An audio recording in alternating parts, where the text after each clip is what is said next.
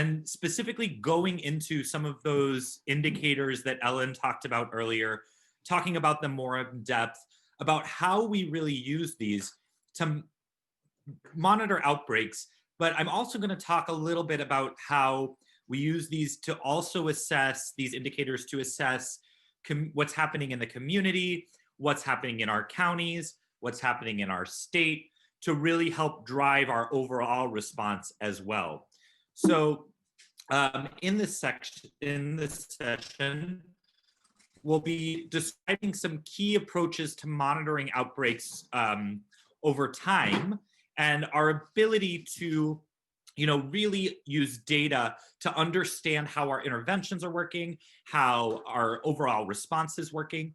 And then we'll describe some different criteria for determining trends in outbreaks, including when we decide that this is over. When do we declare an outbreak over? And then I'm also going to give you a little bit of cutting edge, hot off the presses data, just to quickly talk about that change in criteria of isolation and quarantine that I've been mentioning so much. So Ellen brought these up pretty quickly, and there are several different indicators that we use quite a bit. Now, the first one is called the incidence proportion, also known as the attack rate or case rate or risk. And this really tells us, the number of new infections happening. So it's the number of new cases of a disease during a very specific time interval. So maybe over 7 days, maybe over the last day, over the population at the start of that time interval. And I'll give you an example of all these two after I describe them. The second one we call the secondary attack rate. And this one only San Francisco has been using in the country. And I have a great example, hot off the presses, of why this one can be useful and important. And it's the number of new cases that we see amongst our identified contacts. So we have the number of new cases amongst those contacts over the total number of contacts. Then we have an indicator called point prevalence, which gives us an idea of the overall burden of a disease at a specific point of time. So where incidence is the number of new cases, point prevalence is the total number of cases. So both the new ones and the old ones at a specific point in time. And then lastly, a very important measure that we use in California a lot is the positivity rate, which is the number of positive test results over the number of total tests that we've done in a given time period. So again, this can be, a weekly rate. It can be a rate from a specific testing event. It can be, over a lot of different time periods. And I'm going to give examples for each of these to go really into depth in them.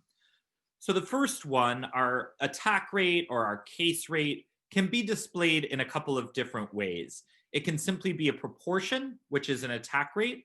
And we often use attack rates to highlight differences within a population of disease.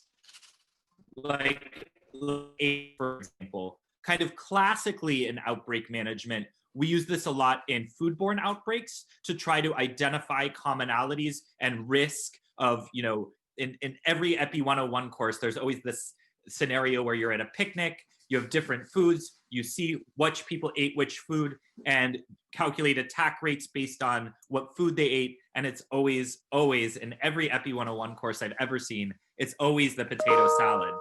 So as I said, it's a measure of incidence, the number of new cases that really allows us to know how rapidly the disease is spreading. So the number of people positive in a given time period over the number of people in the population exposed. So I'm going to give you an example that I'll carry out throughout all of these indicators, and it's a church. So we have several members of a church who test positive for COVID-19, including children and adults, after an event was held at a church on September 15th. So after this event was held, we find that 10 of the 40 children who attended the church tested positive, and 82 of the 100 adults who attended this church event tested positive. So a quick attack rate calculation, so 10 over 40 for the children, 82 over 100 for the adults. We see that after this church event, adults were much, much more likely to catch COVID after this event than the children. The point prevalence, to compare it to, the difference between incidence and prevalence, again, is the total proportion of disease, old and new cases, which can really tell us about overall in our population how many people have had the disease. So again, in our church example, we find out that the entire congregation is 800 people, and outside of this one event, outside of that time period, they've had 20 additional cases um, in their congregation. So the point prevalence then overall is the total number of cases over those 800 people, and we find out that 14% of the church congregation have tested positive for COVID-19. So just the overall burden of COVID that has happened up until a point in time. Next up is the positivity rate, which we use quite a bit in California, and we'll see how we use that soon. And it really tells us how widespread infection is in the area where testing is occurring, and most importantly, whether we need to expand testing. If we see a really high positivity rate, we're probably not catching all of our cases, and it suggests that we should probably expand testing. These data, unfortunately, I should have updated. They're quite old. Our positivity rate, as we'll see in a couple of slides, around California is much, much higher than this would suggest from, I think these data were from October. But to point out that, different counties can have different positivity rates, which really suggests here on this slide, for example, Tulare and San Bernardino, I would be really concerned about. And so what do we consider high, low, what's good, what's bad? And generally, we have said around, if anything over 5% becomes an area of concern, which might mean we need to expand testing more, which also probably means we need to increase our ideas around intervention, prevention, and really try to get that positivity rate to come down. So how does California use these measures? And we use two different measures mostly. A case rate, which is calculated the same as an attack rate, but instead of a percentage, it's the number of cases per a population. So usually when we talk about COVID, it's the number of cases per 100,000 people in a population. So we use that, and we use the positivity rate combined to come up with this tiered system approach, where we place counties in different tiers to determine how widespread the infection is. So here are our criteria, and I've left this old map up for a reason. You'll see the new map on the next slide. And any county that has an adjusted case rate of more than 7 cases per 100,000 people and more than 8% positivity rate is in the widespread tier and is really of concern, really needs to be highly locked down, unfortunately, under our measures. I could talk about lockdowns forever, but I'm not going to get into that politic right now. And the other really thing that I love that California does is, outside of just this case rate and positivity rate by county, we have what's called a health equity metric, which is a positivity rate calculated, but in specific locations in our counties. So counties identify places within their locality where there might be more marginalized people at higher risk for severe disease, usually socioeconomically disadvantaged populations. And we have to have a positivity rate in those specific identified locations that's in line with what's happening in our county. So, for example, in San Francisco, the city can be doing a great job, and let's say we have a 5% overall positivity, but we have an identified neighborhood where we know people are more marginalized, more socioeconomically disadvantaged, and if their positivity rate in that neighborhood was 20%, our county would not be doing a good job. We would not consider that a good job. So really breaking down not just what the county or locality is doing as a whole, but how they're also treating their most marginalized and most disadvantaged populations to really take into account, a health equity approach to the response. So I want you to look at this map. This is where we were as of October 13th. San Francisco is there. We were actually turned yellow, which we were very proud of, being a very dense city, to turn yellow. And here's where we are as of this morning. Everything is purple except for these 4 counties. So just really owing to the fact that, we're in a surge. It's very large. It's very bad. We have a case rate of 34 per 100,000 people in the state and a positivity rate of 8.4% as a 7-day average. And really scary, and why I think we've really moved to lockdowns hardcore, is we're at 13% ICU availability in the state. Something very, very concerning. So these are our brand new, hot off the press, some data hot off the press. And it's going to talk about how we use the secondary attack rate, which is, again, the number of contacts who become cases. And San Francisco really has kind of used this data to inform our approach to that new CDC guidance. So from our case investigation and contact tracing work, we can calculate this secondary attack rate. So we find out that using that contact information, we find out that 90% of those contacts who become cases have test positive by day 9 after exposure.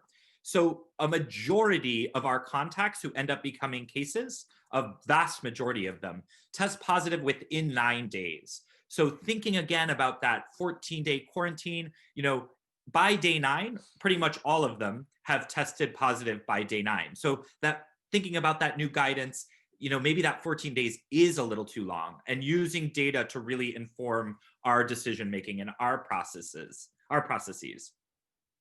And interestingly enough, this 40% of cases who are asymptomatic really is now starting to be borne out in our data as well. It's been this proportion has been around for a long time. I was wondering if it would move, how many cases are really asymptomatic, and in our data, it really is holding strong. Even amongst our secondary cases, about 40% are still asymptomatic. So in this new guidance, we did some modeling, some estimation, and don't get too caught into this, but what this is really saying is after day 10, there's really not much increased transmission. There's really, by day 10, we really have caught, all of those contacts who are becoming cases. And so that's what's leading to this new guidance from CDC, which is going to be rolled out to the counties very soon, is if somebody has no symptoms and they've been exposed, we can really end their quarantine on day 10, with the strong suggestion that they get a test on day 6. They should definitely get a test on day 6. And we've used some math to really make sure that this is the best option for us. There's another option, which is day 7, which we're not using in San Francisco. So I'm not going to talk about it too much, but your LA County will be coming out with their guidance very soon around this, and we'll talk about it more. The interesting thing about this guidance is it does still maintain overall that the gold standard is 14 days. So you might see that in the new guidance that comes out, it might still stick to the 14 days. But there is this option based on this secondary attack rate that we could start ending isolation in day 10. Great.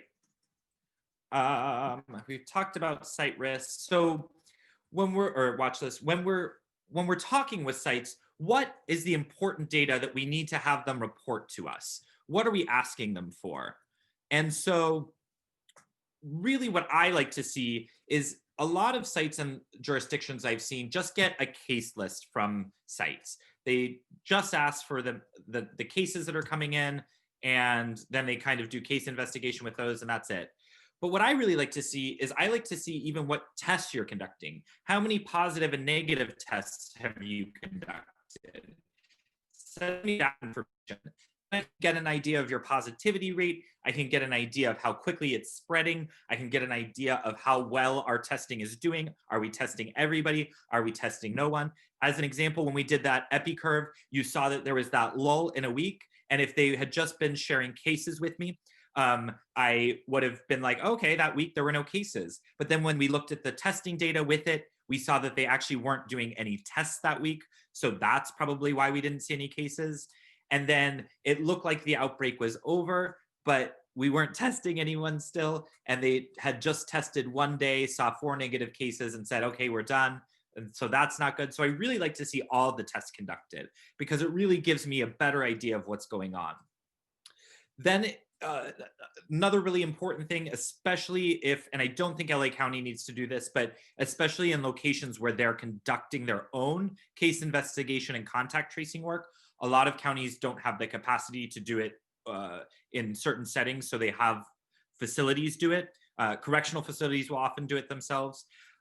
Just to assure to see how many exposures are happening, to assure that this work is getting done, that cases and contacts are getting the correct criteria or recommendations, they're getting referred correctly. We can get data on the number of contacts, which tells me how well our mitigation plans are going in terms of keeping people separated. If I'm seeing a facility and their number of contacts that they keep sending me is staying level or keeps going up, I'm really wondering what they're doing in terms of keeping people separate, in terms of really implementing a mitigation strategy that is trying to prevent a possible exposure. So if I'm seeing a lot of contacts, I'm going to be like, what's happening? Why are all these people still mingling together? Always updating our line list with case information, including symptoms, symptom onset, any other specific information for that location, and then constantly checking in about availability of PPE.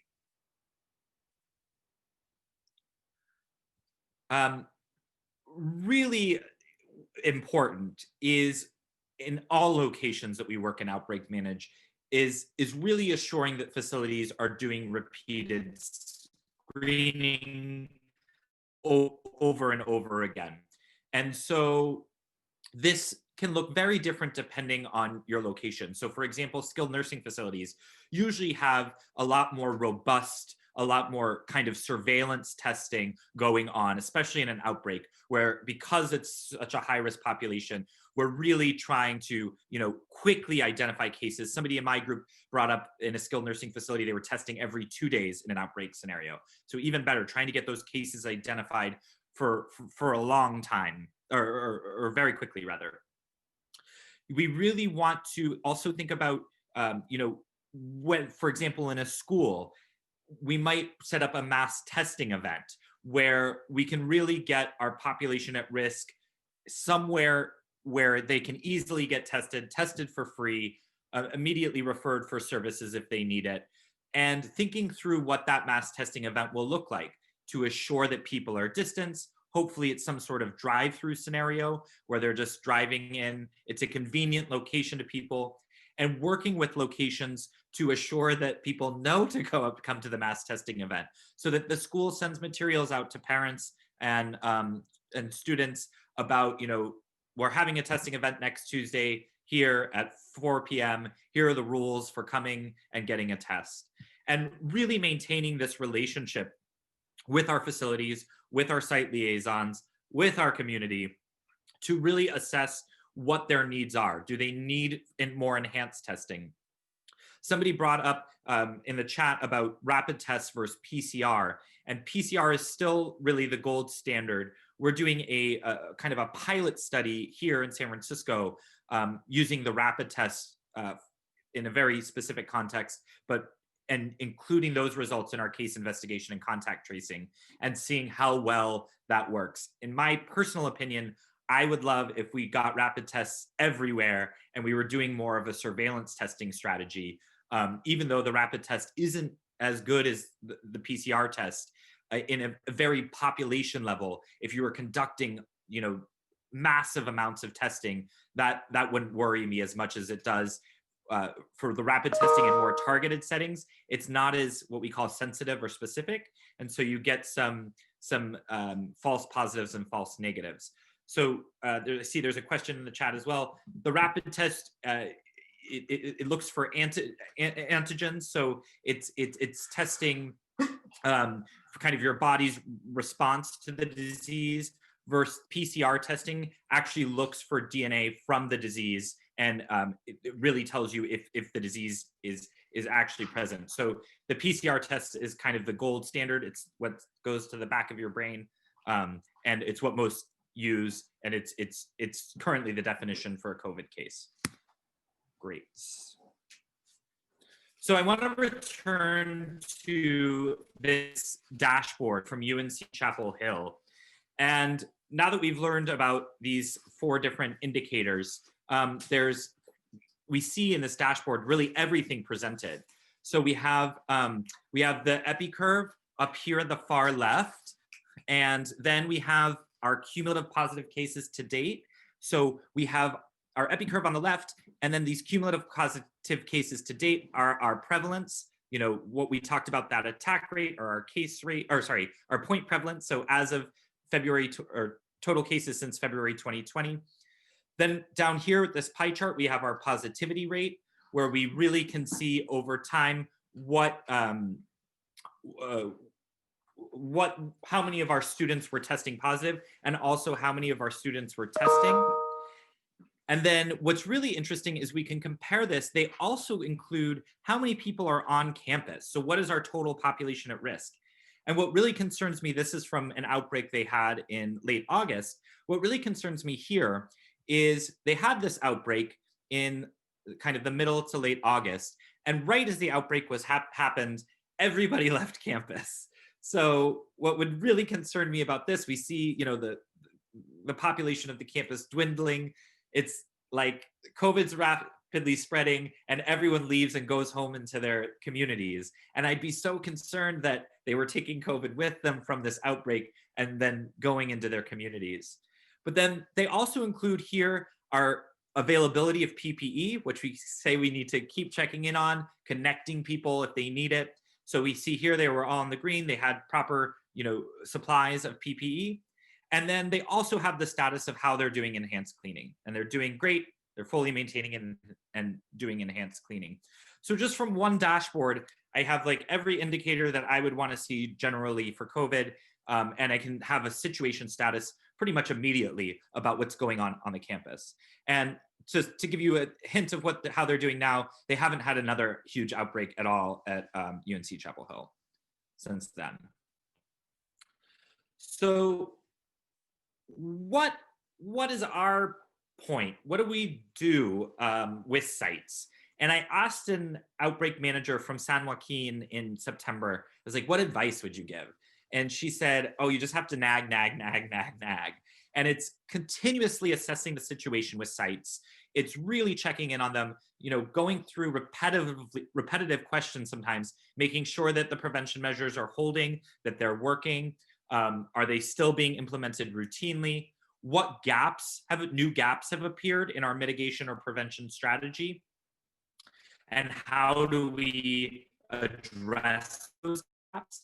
And then really, I am a strong advocate, and hopefully I believe LA County has the resources for this, but really conducting site visits when possible. People over the phone can tell you a story that sounds beautiful and wonderful. And then you show up and you see everyone has their mask below their nose. You know, the hand sanitizer station is all out. There's no hand sanitizer left. There's some guys buddy over in a break room just chatting and eating. People are smoking without masks together. You know, really the observation really can show you exactly where the faults are in the strategy.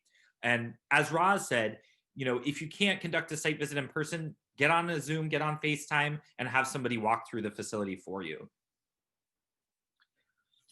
So kind of wrapping this whole idea up of outbreak management and how it looks overall, I often think of, some of you have been case investigators, contact tracers. I often think of case investigation and contact tracing as this very linear approach where we identify a case, they tell us about their contacts, we talk to the contacts and give them isolation and quarantine guidance, this very straight line.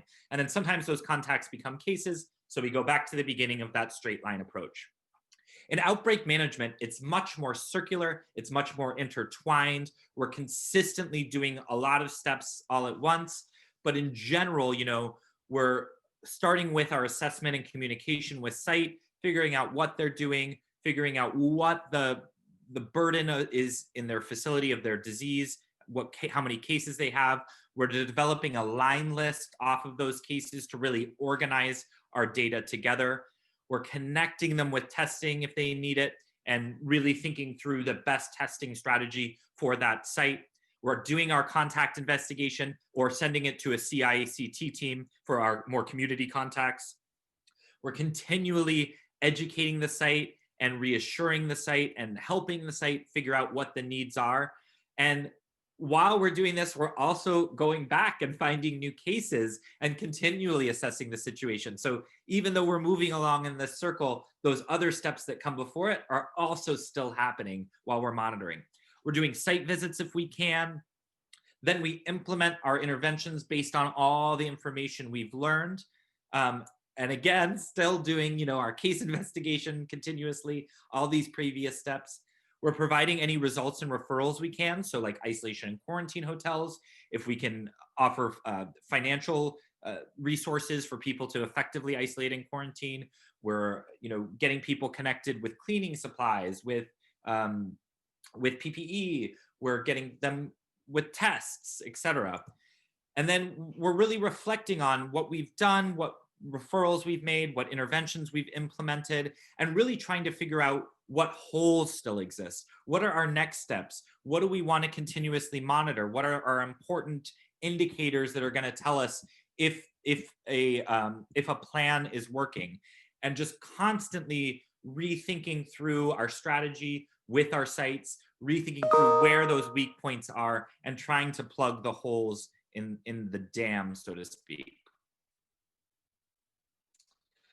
So this module is a lot about kind of data, and we're going to go into an activity that's really going to drill these points home and how we use this data both in an outbreak scenario, but then also within our larger community, our larger county and health jurisdictions, and then the state as a whole. And I think I forgot to mention, unfortunately, the second learning objective, but I'll say it here, is when we declare an outbreak over. And generally, in a scenario, it's when we see 14 days of no new cases. So if we see 14 days of no new cases, we're regularly testing, unlike in that EpiCurve example, we're doing regular testing, we see 14 days of no new cases, we generally can declare the outbreak over. That being said, in certain locations, especially high-risk settings, this might be up to 28 days, so 2 incubation periods. And some health jurisdictions are very conservative and use the 28 days overall. So it can either be 14, most likely, and in some situations, 28 days. Great.